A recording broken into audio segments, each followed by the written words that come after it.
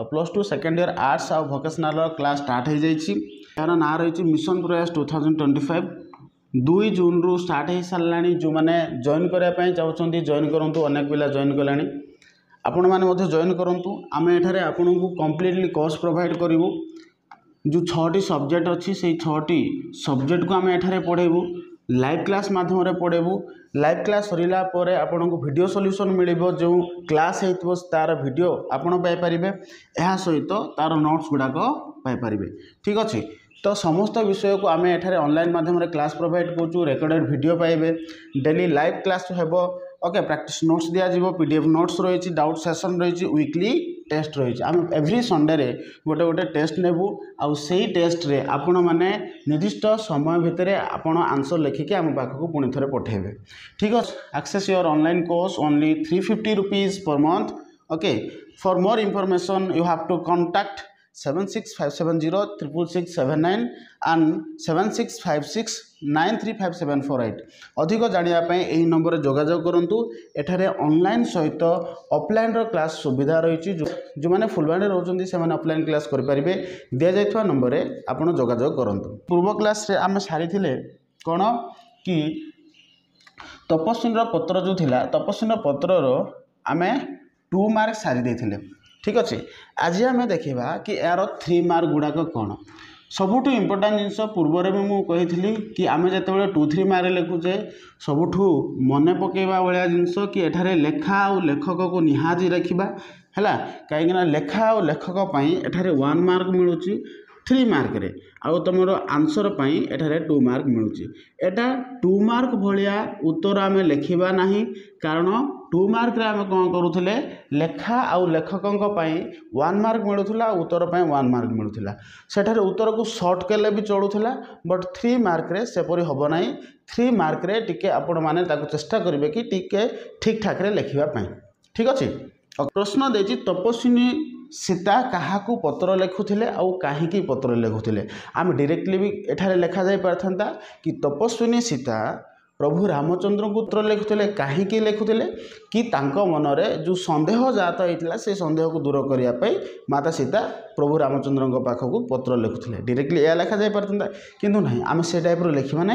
कहीं एठारे आमको उत्तर पर 2 मार्क मिल, तेणु आम ताकूटे बागेक लिखा, सजेक लिखा, जहाँफल कि आम 3 ରୁ 3 आनीपर कि कविता और कवि है आ उत्तर पाई। तो टोटाली आम 3 जमी आने से आकार आम आपको लिखा पड़ो। ठीक अच्छे, प्रश्न अनुसार तपस्विनी सीता क्या पत्र लिखुले और कहीं लिखुले। देख, सीता शुणा पाई कि प्रभु रामचंद्र कौन कर अयोध्या अश्वमेध यज्ञ कर। माता सीता शुणा पाई कि प्रभु रामचंद्र कौन कर अयोध्या अश्वमेध यज्ञ कर। तेणु माता सीता जानी कि अश्वमेध यज्ञ बिना पत्नी रे केबे भी संभव नुहे। जदि अश्वमेध यज्ञ अनुष्ठित होउछि ताहेले प्रभु रामचंद्र कौन करथिबे द्वितीय विवाह करथिबे।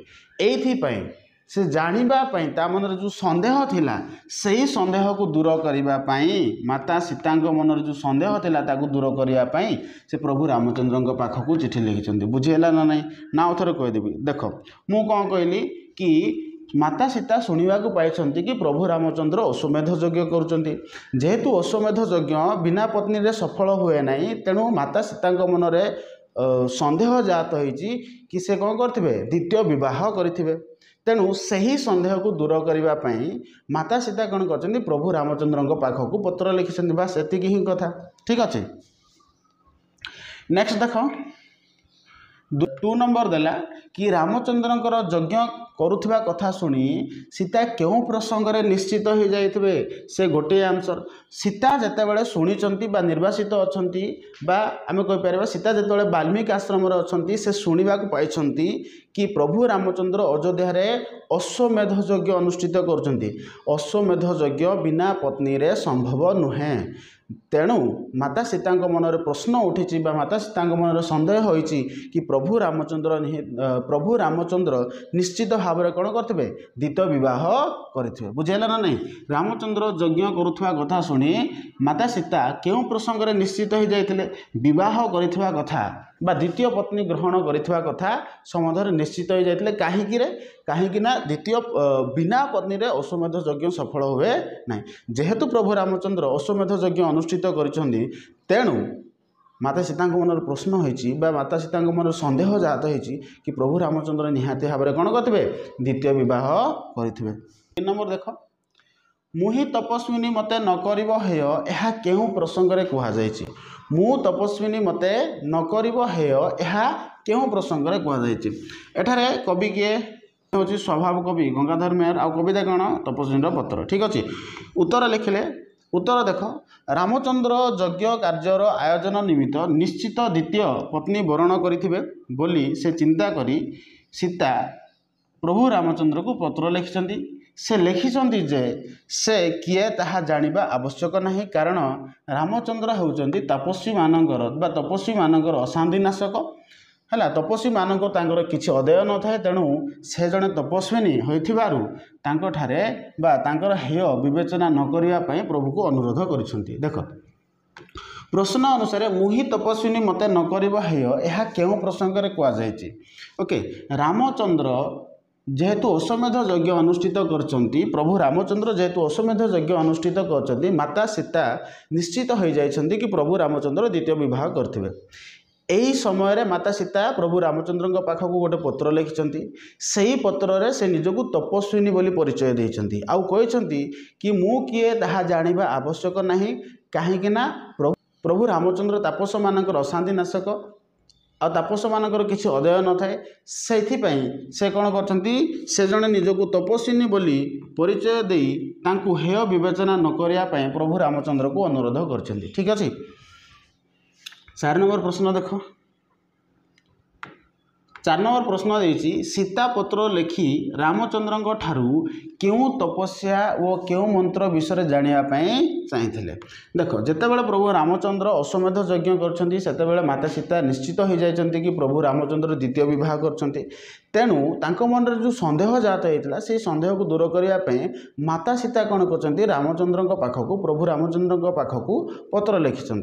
तो सही पत्र से कौन लिखिं जे वर्तमान जो नवविवाहित पत्नी बा आपण को जो विवाह करिछि सेही पत्नी जनक केउठारे केते काल आ केउ मंत्र जप करिकि आपण को प्राप्त करिछि से विषय सूचना देवा पे प्रभु को अनुरोध करछन्ते ठीक अछि। 5 नंबर देछि निजर पुत्र मानकर केउ असहाय विषय रे माता सीता पत्र माध्यम रे स्वामी को लिखिथिले। देख तपस्विनी एठार तपस्विनी लिखा जाए तपस्विनी भाव में रही सीता रामचंद्र को निवेदन पत्र जणाइबा संगे संगे तांकर पुत्र मानकर असहायता कथा को से बखाणी अर्थात माता सीता जितेबाला पत्र लिखुंट तांकर निवेदन जणाइबा सहित निजर पुत्रद्वयंकर असहायता को मध्य सेठारे व्याख्या करछन्ती।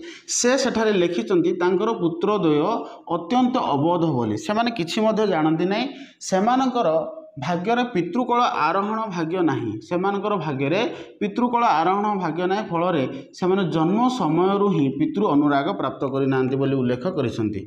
अर्थात निज पुत्र मानकर केउ असहायता विषय को माता सीता निजर पुत्र मानकर केउ असहायता विषय को माता सीता एठारे उल्लेख करचंती बा निजर पत्र रे स्थान देचंती।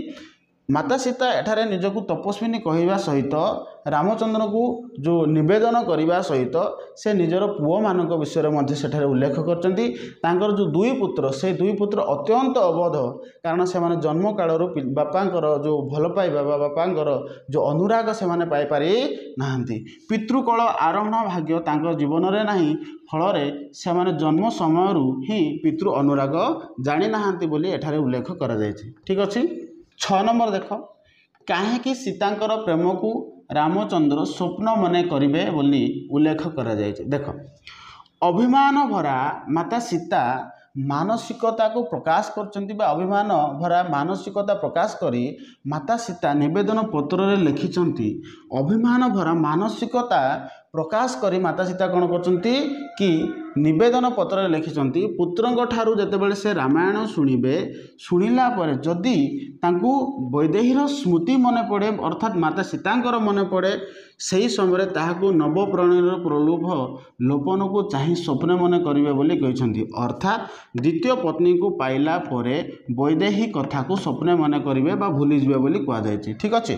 ଅଭିମାନ ଭରା ମାତାଙ୍କୁ ଅଭିମାନ, ଏଠାରେ ଅଭିମାନ ଭରା ମାତା କ'ଣ କରିଛନ୍ତି, ନିଜର ମାନସିକତାକୁ ପ୍ରକାଶ କରିଛନ୍ତି। ସେ କହିଛନ୍ତି ଯେତେବେଳେ ମୋର ପୁତ୍ରୋଦୟ କ'ଣ କରିବେ, କି ରାମାୟଣ ଗାନ କରିବେ, ସେହି ରାମାୟଣ ଗାନକୁ ଶୁଣିଲା ପରେ ଯଦି ଆପଣଙ୍କୁ ସେହି ବୈଦେହୀର ସ୍ମୃତି ମନେ ପଡ଼େ, ଅର୍ଥାତ୍ ମାତା ସୀତାଙ୍କ ବିଷୟରେ ମନେ ପଡ଼େ, ତ ସେହି ସମୟରେ ନବପ୍ରଣୟନୀର ନବ ବିବାହିତ ଦ୍ୱିତୀୟ ପତ୍ନୀ ବା ନବପ୍ରଣୟନୀର ପ୍ରଲୋଭ ଲୋପନକୁ ଚାହିଁ ବା ପ୍ରଲୋଭ ବଦନକୁ ଚାହିଁ ତାକୁ ସ୍ୱପ୍ନ ମନେ କରିବେ ବୋଲି କହିଛନ୍ତି। ଠିକ୍ ଅଛି। 7 ନମ୍ବର ଦେଇଛି ତପସ୍ୱିନୀ ସୀତାଙ୍କର ସନ୍ଦେହାଚ୍ଛନ୍ନ ଭାବନାର ପରିଚୟ ଦିଅ। ଏଇଟା ଅନେକ ସମୟରେ ଏଇଟା ଏକ୍ଜାମ୍ରେ ପକାଇ ଥାଉଛି, ବହୁତ ଟାଇମ୍ରେ ଏଇଟା ଏକ୍ଜାମ୍ରେ ପକାଉଛି କି ତପସ୍ୱିନୀ ସୀତାଙ୍କର ସନ୍ଦେହାଚ୍ଛନ୍ନ ଭାବନାର ପରିଚୟ ଦିଅ। ଠିକ୍ ଅଛି। କ'ଣ ସନ୍ଦେହାଚ୍ଛନ୍ନ? ମୁନି ଆଶ୍ରମରେ ରହିଥିବା ସମୟରେ ତପସ୍ୱିନୀ ଶୁଣିବାକୁ ପାଇଛନ୍ତି କି ପ୍ରଭୁ ରାମଚନ୍ଦ୍ର କ'ଣ କରୁଛନ୍ତି ରେ, ଅଶ୍ୱମେଧ ଯଜ୍ଞ କରୁଛନ୍ତି। ଠିକ୍ ଅଛି। ଯେତେବେଳେ ମାତା ସୀତା ମୁନି ଆଶ୍ରମରେ ରହୁଥିଲେ ସେହି ସମୟରୁ ହିଁ ସେ ଶୁଣିବାକୁ ପାଇଛନ୍ତି କି ପ୍ରଭୁ ରାମଚନ୍ଦ୍ର କ'ଣ କରୁଛନ୍ତି, ଅଶ୍ୱମେଧ ଯଜ୍ଞ କରୁଛନ୍ତି। ଯେହେତୁ ଅଶ୍ୱମେଧ ଯଜ୍ଞ କରୁଛନ୍ତି, ଅଶ୍ୱମେଧ ଯଜ୍ଞ ବିନା ପତ୍ନୀରେ ସମ୍ଭବ ନୁହେଁ। ଠିକ୍ ଅଛି। ତେଣୁ ମାତା ସୀତାଙ୍କ ମନରେ ସନ୍ଦେହ ଜାତ ହେଇଛି କି ପ୍ରଭୁ ରାମଚନ୍ଦ୍ର ଯେଉଁ ଅଶ୍ୱମେଧ ଯଜ୍ଞ କରୁଛନ୍ତି, ତେଣୁ ପ୍ରଭୁ ରାମଚନ୍ଦ୍ର ନିହାତି ଭାବରେ ବା ନିଶ୍ଚିତ ଭାବରେ ଦ୍ୱିତୀୟ ପତ୍ନୀ ବରଣ କରିଥିବେ। ତେଣୁ ମାତାଙ୍କ ମନରେ ଏହି ସନ୍ଦେହ ଜାତ ହେଇଛି, ଯେଉଁଠାରେ ଏଠାରେ କୁହାଯାଇଛି, ଯାହାକି ଏଠାରେ କୁହାଯାଇଛି ତପସ୍ୱିନୀ ସୀତାଙ୍କର ସନ୍ଦେହାଚ୍ଛନ୍ନ ଭାବନାର ପରିଚୟ ଦିଅ। ବୁଝିହେଲା କି ନାହିଁ? ତେଣୁ ମାତା ସୀତାଙ୍କ ମନରେ ସନ୍ଦେହ ହୋଇଛି କି କ'ଣ, କି ପ୍ରଭୁ ରାମଚନ୍ଦ୍ର ଦ୍ୱିତୀୟ ବିବାହ କରିଥିବେ। ଏଇଟା ଥିଲା 3 ମାର୍କ। ଯେଉଁମାନେ ଚ୍ୟାନେଲକୁ ନୂଆ ଆସିଛନ୍ତି ଚ୍ୟାନେଲକୁ ସବସ୍କ୍ରାଇବ୍ କରନ୍ତୁ, ସେୟାର କରନ୍ତୁ ଆଉ ଲାଇକ୍ କରନ୍ତୁ। କାରଣ ଆମେ ପ୍ରତ୍ୟେକ ଦିନ ଆପଣମାନଙ୍କୁ ଭିଡ଼ିଓ ପ୍ରୋଭାଇଡ଼ କରୁଛୁ। ସକାଳେ ଆଉ ସନ୍ଧ୍ୟାରେ ଆମେ 2 ଟାଇମ୍ସ ଆପଣମାନଙ୍କୁ ଭିଡ଼ିଓ ପ୍ରୋଭାଇଡ଼ କରୁଛୁ। ଯଦି ଚ୍ୟାନେଲକୁ ସବସ୍କ୍ରାଇବ୍ କରିଛନ୍ତି ଆଉ ନୋଟିଫିକେସନକୁ ଅନ୍ କରିଛନ୍ତି, ପବ୍ଲିକ୍ ହେଲା ମାତ୍ରେ ଆପଣମାନଙ୍କ ପାଖକୁ ଭିଡ଼ିଓ ପହଞ୍ଚିବ। ବହୁତ ସମୟ ମାନେ ଚ୍ୟାନେଲକୁ ସବସ୍କ୍ରାଇବ୍ କରୁନାହାନ୍ତି, ଯେଉଁଥିପାଇଁ ପିଲାମାନଙ୍କ ପାଖକୁ ଭିଡ଼ିଓ ପହଞ୍ଚି ପାରୁନାହିଁ। ତେଣୁ ଚ୍ୟାନେଲ ସବସ୍କ୍ରାଇବ୍ କରନ୍ତୁ, ଲାଇକ୍ କରନ୍ତୁ ଆଉ ସେୟାର କରନ୍ତୁ। ओके सबुठ इंपोर्टाट जिनस जदि टेलीग्राम ग्रुप रे जॉइन करना सेकेंड इयर टेलीग्राम ग्रुप रे जदि जॉइन करना सेठारे जॉइन करूँ व्हाट्सएप ग्रुप रे जदि जॉइन करना सेठारे जॉइन करूँ डिस्क्रिप्शन बॉक्स रे मुझे लिंक दे देछि कि जॉइन करो बोली कहूँ कारण जितेबाला वीडियो अपलोड हुए ना गोटे मिनट बा 2 मिनट पर आम कौन करूँ से वीडियो को से ग्रुप मानक छाड़देव जहाँ जहाँ पिला इजी हुए आउ से वीडियो गुड़ाक खोजिया से मिले इवेन आम जो सीरियली छाड़ी दे था आपण माने जेबे भी चाहिए सही ग्रुप रे आपण माने वीडियो अवेलेबल थिबो आपण माने वीडियो पाई परिबे सेति में सेटर जॉइन करंतु चैनल को लाइक करंतु शेयर करंतु और सब्सक्राइब करंतु धन्यवाद।